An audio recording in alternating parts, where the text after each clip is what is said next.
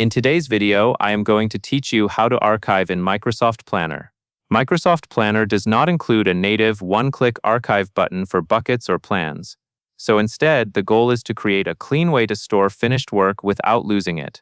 The most reliable approach is to move completed tasks into an archive location, so your active board stays focused and easier to manage. Start by opening Microsoft Planner and going to the plan you want to tidy up. This is the plan where you have older tasks or buckets that are complete but still taking up space on your board. Once you are on the board view, locate the task you want to archive. Click on the task to open its details. From here, look for the menu options for that task. Depending on your layout, this may be under a three-dot menu or a More Actions area. Select the option called Move Task.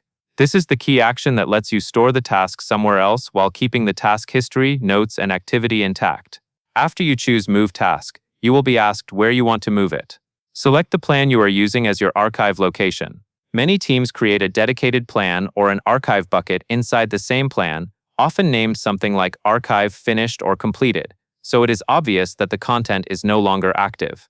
If you are moving tasks to a separate archive plan, make sure that Archive Plan exists and that it is available in the same Microsoft 365 group, so it appears as an option. Once you have selected the correct destination plan, confirm the move by clicking Move. The task will be transferred out of your active area and into the archive location you chose. Repeat this same process for any other completed tasks you want to clear from your board. As an extra organization tip, after you have moved everything out of an old bucket, you can delete that now empty bucket to reduce clutter. You can also rename older buckets with a prefix like archive so they sort to the end and stay out of the way. That covers everything you need to know. And that is all there is to it.